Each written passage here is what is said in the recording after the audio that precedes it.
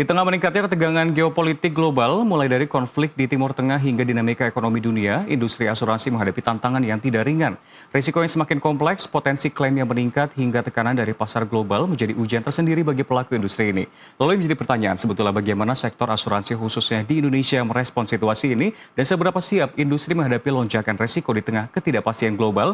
Untuk membahas lebih dalam, telah bergabung bersama kami pagi hari ini, Direktur Utama Asuransi ASEI, Bapak Dodi Dalimunte. Selamat pagi, Pak Dodi. Pagi, Mas Ian. Pak Dodi, kalau kita melihat ini kan terkait dengan banyaknya eskalasi Timur Tengah. Sebetulnya bukan hanya soal perang antara Iran dan juga Israel di Amerika Serikat. Dari sebelum-sebelumnya pun kita melihat memang Timur Tengah ini terus menghadapi sejumlah ketegangan. Yang menjadi pertanyaan, jika melihat ketegangan Timur Tengah yang terjadi, seberapa besar sebetulnya dampaknya terhadap industri yang saat ini Anda geluti? Ya, kalau kita melihat dari eskalasi ini kan dimulainya bukan saat perang antara Israel Amerika dengan Iran aja. Tapi pada waktu case Teluk pertama kali kemarin itu bergolak, memang sudah kelihatan adanya masalah dengan perairan. Industri maritim terutama, karena setiap kapal kalau dia mau berjalan, itu harus ada asuransi. Nggak mungkin kapal itu mau berjalan kalau dia nggak ada asuransi, sementara resiko di sekitar perjalanan sampai ke tujuan, itu resiko yang cukup tinggi. Nah, yang terjadi sekarang adalah karena ada misil berterbangan, kemudian ada beberapa ancaman dari masing-masing pihak, ini menyebabkan potensi setidaknya kapal yang melewati rute di Selat Hormuz itu ada kemungkinan mungkin akan terkena misil tersebut. Sehingga kargo yang ada di atasnya pun juga akan rusak, atau mungkin kapalnya mungkin yang rusak, atau dia nggak nyampe ke tujuan sehingga dia terlambat. Nah, ini resiko yang terjadi. Apa yang kemudian terjadi? Berarti barang delay sampai ke tujuan, sehingga si buyer kemudian merasa mengalami kerugian, atau bahkan barangnya itu rusak, atau kapalnya tenggelam, dan resikonya adalah dikuantifikasi sebesar dari barang yang rusak, dan juga mungkin kapal yang mengalami kerusakan. Nah, yang berikutnya resiko politik. Resiko politik macam-macam, karena beberapa negara terkait dengan perdagangan, bisa jadi kemudian volatilitas dari nilai tukar, saat barang transaksi, saat kemudian dibayar oleh buyer, angkanya mungkin bisa berbeda. Ini resiko. Atau mungkin currency atau mata uang nggak boleh keluar dari negara tersebut.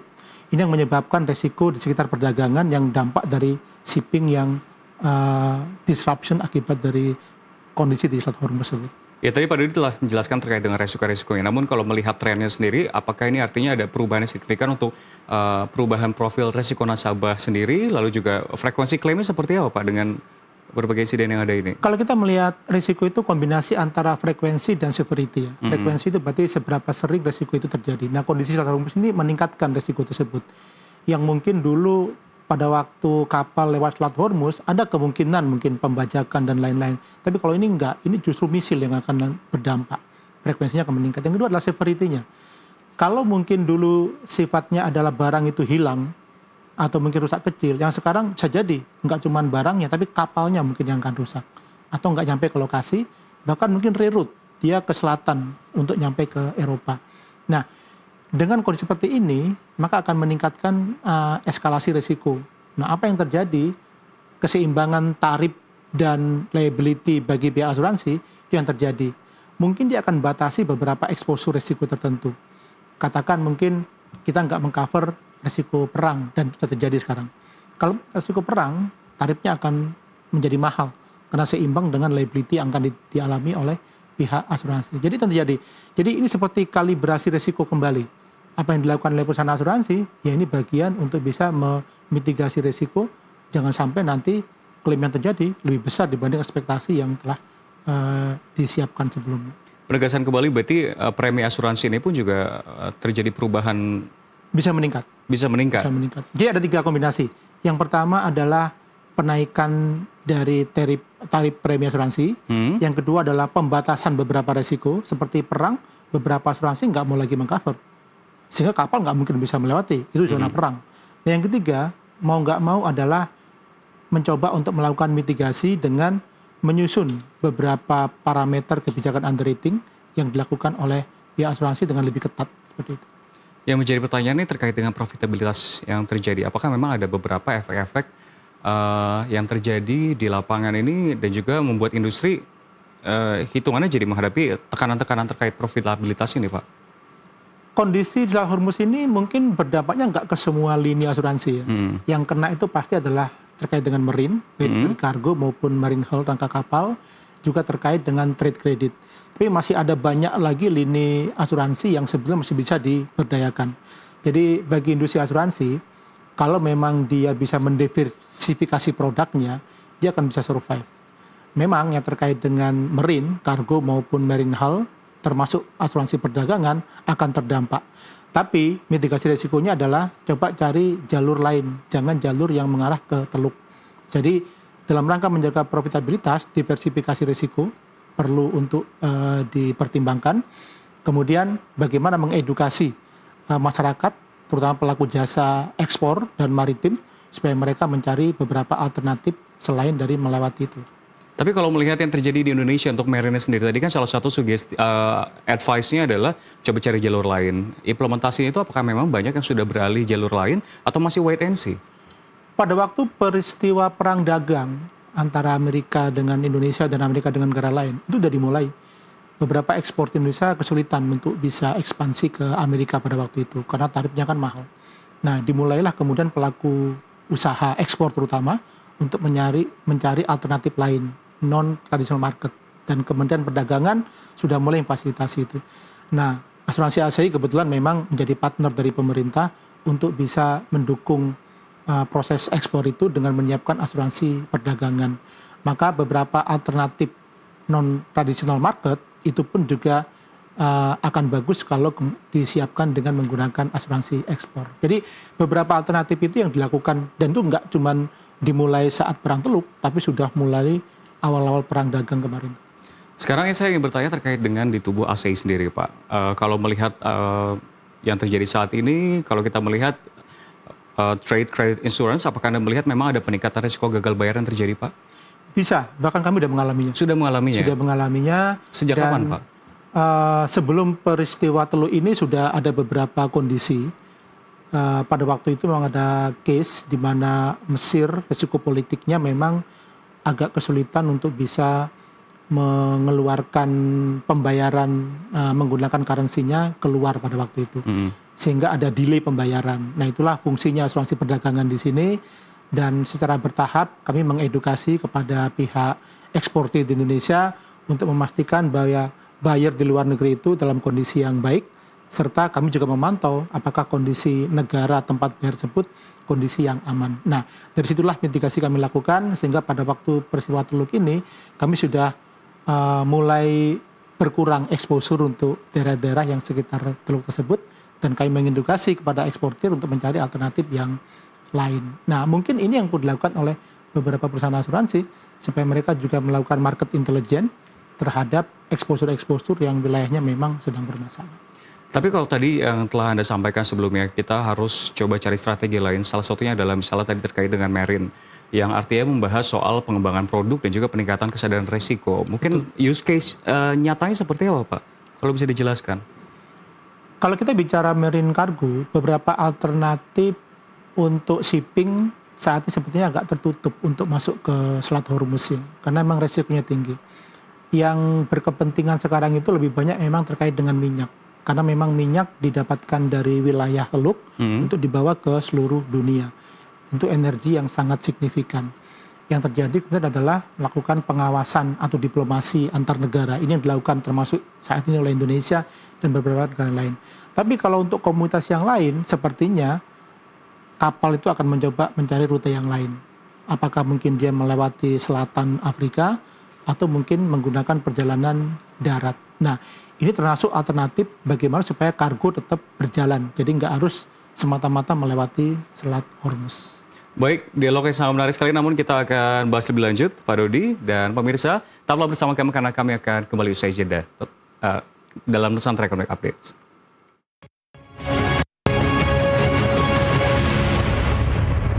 Pemirsa, Anda masih bersama kami di Nusantara Economic Update dan masih bersama saya, Pak Dodi. Ya, Pak Dodi, kalau kita melihat sebetulnya terkait dengan regulasi yang ada di Indonesia, khususnya terkait dengan OJK sendiri, seperti apa sebetulnya kalau melihat industri ini melihat dengan regulasi yang ada, Pak, khususnya terkait dengan industri asuransi sendiri? Apakah memang lagi cerah atau justru lagi struggling?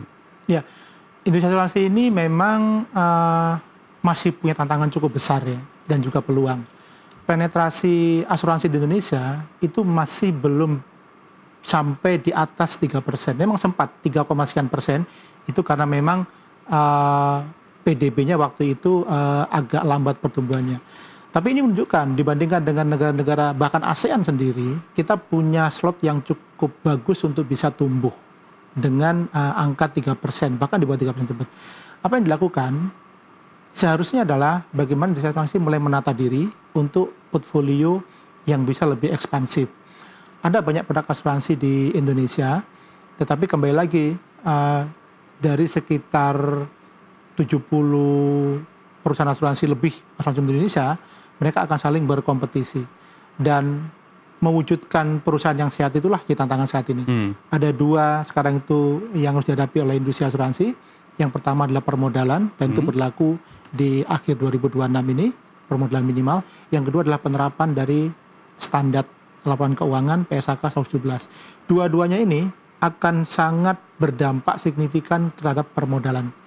Jadi bagaimana perusahaan asuransi itu bisa menata ulang kondisi keuangannya akan kelihatan di akhir 2026 saat mereka bisa melewati PSAK 117 ini dan juga melewati permodalan minimum. Nah, itu yang sekarang lagi fokusnya perusahaan asuransi. Apa yang dilakukan?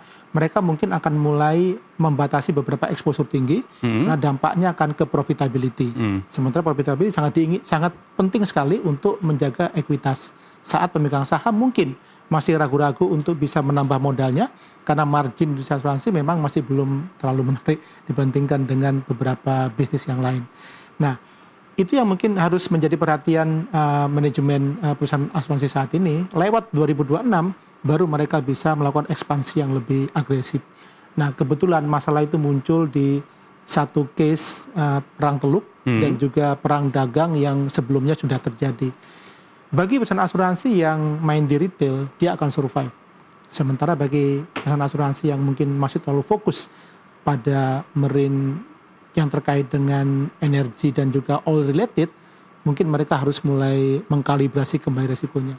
Jadi saran paling bagus adalah bagaimana menyusun kembali portfolio supaya banyak exposure retail, supaya bisa exposure risikonya lebih kecil dan bisa menambah profitability dan memastikan ekuitasnya itu bisa aman. Oke.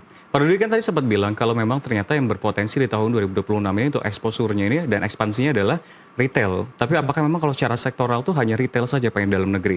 Tentunya penegasan kembali juga memang kalau bisa kita mulai meninggalkan exposure yang mancanegara.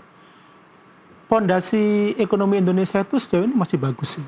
Jadi dengan sekian banyak masyarakat Indonesia itu butuh konsumsi di semua kegiatannya, maka asuransi akan bisa berperan di situ.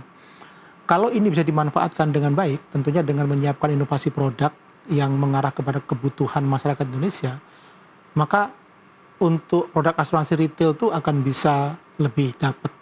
Masyarakat Indonesia akan merasa bahwa oh dia memang diikuti kebutuhannya oleh perusahaan asuransi, nggak semata-mata hanya produk asuransi sendiri yang tidak dipahami oleh masyarakat.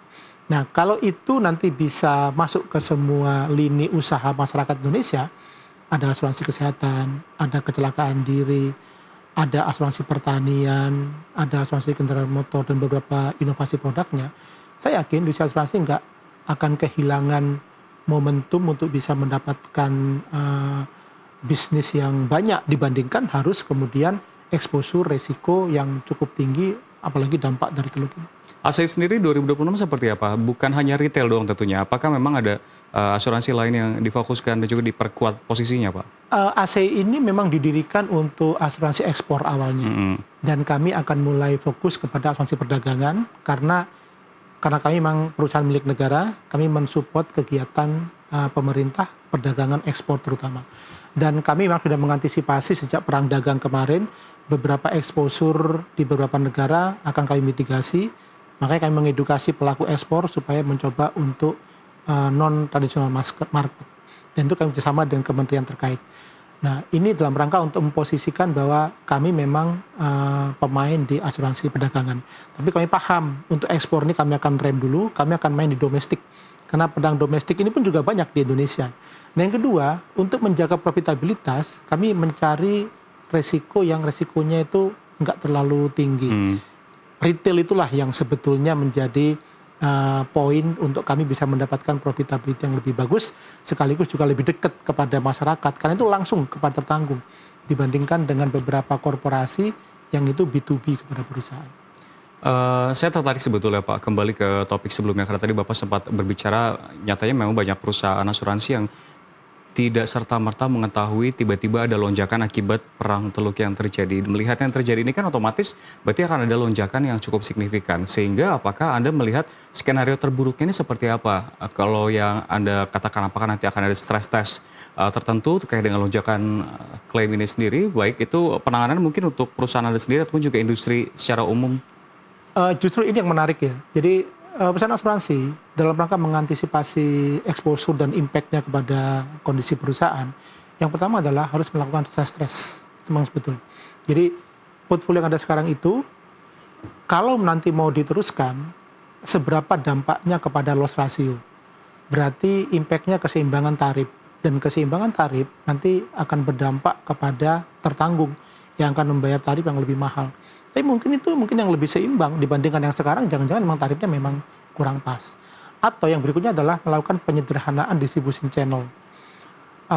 Kami melihat bahwa untuk beberapa produk asuransi retail itu akan bisa lebih efisien dan juga lebih efektif dan juga langsung mengarah kepada masyarakat pada umumnya. Nah, dengan seperti itu maka perusahaan asuransi mungkin akan bisa lebih survive. Yang pertama adalah menjaga dulu profitabilitasnya. Yang kedua adalah memenuhi dulu ketentuan ekuitasnya sesuai dengan persyaratan minimal. Baru kemudian bagaimana dia bisa memaksimalkan pelayanan dengan digitalisasi. Mau nggak mau memang data analitik itu adalah sangat berperan penting karena mitigasi risiko kalau tidak disertai dengan beberapa informasi data analitik itu akan kembali kepada high cost. Nah, high cost itu akan mengenerate biaya cukup tinggi dan premi pun juga akan lebih tinggi. Tapi kalau sudah menggunakan digital analitik, saya yakin akan lebih efisien dan masyarakat pun juga akan terbantu seperti itu. Jadi saya tertarik dengan statement yang Anda sampaikan terkait dengan data and analytics dan juga digitalisasi. Namun sebelum ke situ, saya penasaran Pak terkait dengan produk-produk asuransi yang ada saat ini. Tadi kan Anda mengatakan bahwa perusahaan asuransi harus melakukan inovasi-inovasi. Salah satunya pun yang kita lihat bukan cuma inovasi, namun kita bisa melihat adanya opportunity in crisis. Apakah di momen saat ini pun juga ada produk-produk lama yang sebelumnya tidak diminati dan akhirnya banyak dipilih oleh masyarakat? Momen sekarang itu justru menjadi tantangan untuk bisa mengeluarkan beberapa produk. Yang pertama adalah produk yang terkait dengan supply chain. Supply chain. Jadi supply chain disruption yang terjadi sekarang itu kan. Risiko disrupsinya supply chain. Justru inilah momen bagaimana bisa membuat produk yang inovatif terkait dengan risiko disrupsi supply ini. Nah, yang kedua adalah bagaimana membuat produk yang sederhana, yang nggak perlu harus ada parameter yang membuat tertanggung atau masyarakat itu agak pusing untuk bisa menerimanya. Nah, ini yang menjadi penggerak untuk membuat parametric insurance. Dan parametric insurance ini kalau menurut saya memang harus disiapkan supaya masyarakat itu bisa lebih mudah mengakses dan polis maupun klaim. Dan yang ketiga, waktunya untuk membuat produk terkait dengan digitalisasi. Meskipun ini adalah sebagai enabler, tapi produk, apalagi individual produk, anak muda sekarang kan pakai gadget kan ya. Mereka akan lebih gampang untuk bisa membeli produk asuransi dibandingkan dengan datang ke perusahaan asuransi, ke counter, mungkin prosedurnya agak ribet, apalagi nanti mengakses klaimnya juga lebih ribet. Nah, tiga hal ini sebetulnya akan menjadi tantangan dan produk baru yang bisa diekspor lebih jauh oleh perusahaan asuransi. Iya, dan OJK sendiri pun memang mengedepankan juga untuk prioritaskan digitalisasi agar bisa dilakukan. Namun implementasi di lapangan sendiri seperti apa? Apakah memang semua perusahaan asuransi ini sudah mulai masuk dan juga terpapar oleh digitalisasi? Dan untuk perusahaan Anda sendiri seperti apa? Ini adalah faktor yang harus ya. Jadi nggak mungkin kita nggak melakukan digitalisasi. Justru kalau nggak memulai, kita akan makin terlambat. Karena yang lain sudah memulai. Masalahnya adalah cost. Memang initial cost tinggi. tidak harus dilakukan dengan biaya sendiri, bisa kerjasama dengan pihak ketiga. Ada banyak pihak ketiga sekarang itu yang menyediakan platform, entah itu menggunakan sewa atau partnership. Nah, ASEI pun juga melakukan itu. Jadi kami contoh di asuransi kredit gitu ya, supaya memudahkan tertanggung itu mengakses risiko polis dan nanti klaim dengan jumlah debitur yang cukup banyak. Kami memilih untuk berpartner dengan pihak ketiga. Nah, pihak ketiga ini menyediakan platformnya, kami membuat perjanjian, sehingga kemudian kami bisa host to host dengan pihak lembaga pembiayaan. Nah, ini bagian untuk bisa mencoba mengkaitkan bahwa digitalisasi harus ada, tapi cost-nya bisa lebih efisien. Ini akan menjadi pertanyaan terakhir saya, Pak. Tadi kan Anda menyebutkan terkait dengan syarat-syarat yang harus dilakukan, beberapa advice harus dilakukan agar bisa bertahan di berbagai situasi dan eskalasi Timur Tengah. Namun secara menyeluruh dengan regulasi yang ada, apa yang telah diimplementasikan oleh pelaku usaha, apakah industri ini atau industri asuransi Indonesia ini masih punya peluang untuk bisa tetap bertumbuh di tahun 2026 hingga beberapa tahun ke depan, atau justru malah terbilang lebih defensif? Banyak orang mensalahartikan asuransi itu hanya sekedar menerbitkan polis dan bayar klaim. Enggak seperti itu sebenarnya. Asuransi itu lebih luas sebagai risk management partner bagi pihak tertanggung, baik korporasi maupun individu. Sehingga asuransi itu bisa menjadi enabler sebetulnya. Terutama untuk kami di ASEI, ini ada enabler of trade.